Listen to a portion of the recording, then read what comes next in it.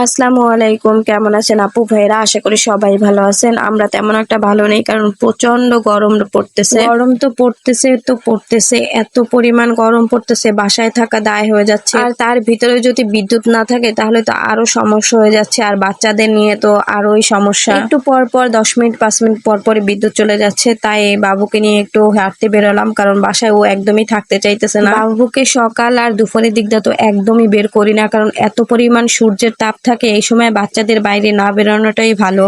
তাই ভাবলাম ওকে নিয়ে একটু বেরিয়ে আসি। আর ও তো আমার ঘোরাফেরা খুবই পছন্দ করে। আর শহরের ভিতরে কোথায় যাব বলুন তো? বাসার আশেপাশে তো কোথাও ঘোরার জায়গা নাই। আর আমাদের বাসার পাশে ছোট একটা মাঠ ছিল, ছোট না বেশ বড়ই ছিল।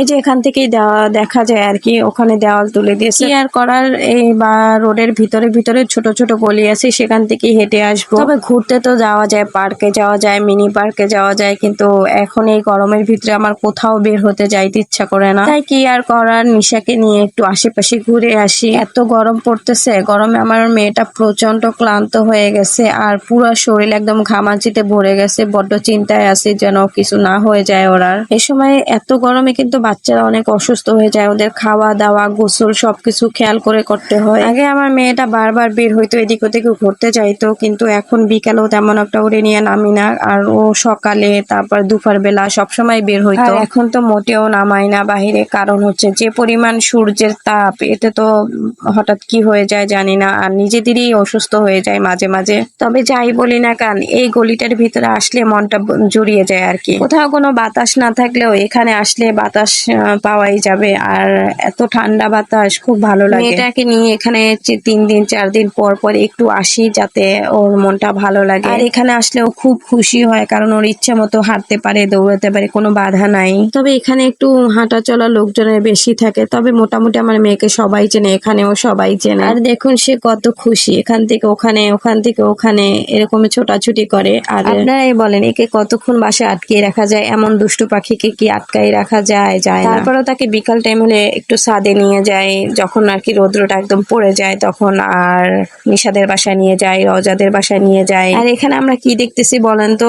এই গাছটায় অনেক আম হয়েছে, তাই আমরা আর কি দেখতেছি। আর এখানে আসলে মনটা অনেক ভালো হয়ে যায়। কেন বলুন তো? এই যে দেখুন কত সুন্দর সুন্দর ফুল ফুটছে। আরো অনেক ফুল গাছ আছে এখানে। আমার মেয়ে তো দেখলেই ধরতে চায়, দেখলেই ধরতে চায় আর কি। এখানে তো ধরা যাবে না। আসলে এটা হচ্ছে একটা মসজিদের পিছন, এই যে সাইডে কবরস্থান আছে। মসজিদের যে ইমাম সাহেব, সেই গাছগুলো লাগায় আর কি, সেই গাছের পরিচর্যা করে। আরো অনেক ফুল গাছ আছে। তবে জায়গাটা অনেক সুন্দর, কিন্তু ছোটর ভিতরে জায়গাটা অনেক সুন্দর। এই যে দেখুন একটা ফুল গাছ। আমার মেয়ে তো এইটা দেখেই ছিঁড়তে চাইতেছে, কিন্তু আমি তো ওকে ছিঁড়তে দেবো না, কারণ ছিঁড়লে কে নাকি বলে, এই জন্য বাবুকে নিষেধ করার পরে সে ওখান থেকে চলে আসে। তবে নিশা তাকে অন্য একটা গাছ থেকে ফুল ছিঁড়ে দিয়েছিল, সেইটাই তার হাতে দিছে। এইগুলির ভিতরে ছোট্ট একটা আর কি মাঠ আছে আর কি, আশেপাশে অনেক বাড়ি, মাঝখানে একটা মাঠ। এই যে দেখুন বাবু সেখানেই যাইতেছে। আসলে ওর সব পথঘাট সবকিছুই চেনা আর কি। কারণ হচ্ছে ও যখন বেশি বাসায় বসে বিরক্ত ফিল করে, কোথাও যাইতে চায়, তখন কি আর করে, এখানে নিয়ে আসি।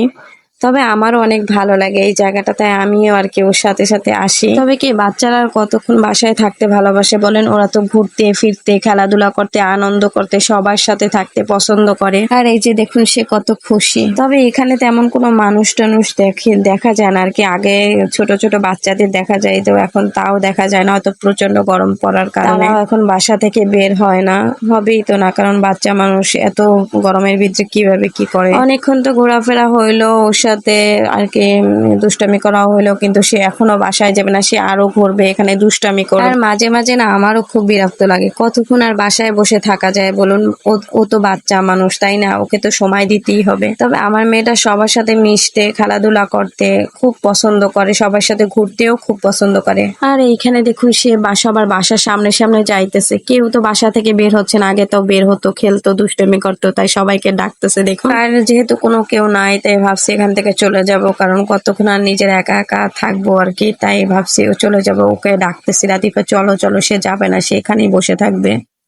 আর দেখুন আমি এখন বাসায় যাব বলছি, তাই সে এদিক ওদিকে দৌড়াদৌড়ি করছে, কান্না করতেছে, সে যাবে না, একদমই যাবে না। যেতে না চাইলেও তো যেতে হবে, তাই না? এখানে কেউ নাই আর একদম ফাঁকা জায়গা, তাই ভাবছি এখানে আর বেশিক্ষণ থাকবো না। আশেপাশে একদম বাসা টাসা আছে, লোকজন যদি থাকতো, বাসার বাবুরা অন্য অন্য বাসার মানুষরাও যদি থাকতো, তাহলে অতটা আর কি করা যেত না, অনেকক্ষণ থাকা যেত। জোর করে হলে ওকে নিয়ে যেতে হবে, কি আর করার, কিছু করার নাই। তাই হাঁটতে হাঁটতে আবার গল্প করতে করতে ওকে নিয়ে যেতে হবে আর কি। তবে এখানের জায়গাটা সত্যি অনেক সুন্দর, বিশেষ করে মসজিদের পিছন সাইডটা অনেক সুন্দর এখান থেকেও। আর এখান থেকে যাবে না, তাই বলছি চলো তোমার বাবা আসছে এই বলছি বলে সে এমন দৌড়ে দিছে, দেখুন কিভাবে সে দৌড়ে দৌড়ে যাচ্ছে বাসার দিকে। এখন আর সে কারো কথা শুনবে না, এখন সে একা একাই চলে যেতে পারবে, কারণ বাবাকে সে প্রচন্ড বেশি ভালোবাসে। তাই তাকে বাবা নামটা বললেই হলো যে কোনো কাজে, তাহলে সে খুব খুশি হয়। আর এই যে দেখুন সে এখন দৌড়াদৌড়ি করছে আর এদিক ওদিকে বলতেছে পাপা পাপা পাপা। এখানে এসে সে তার বাবাকেই খুঁজছে, তাই বলছি চলো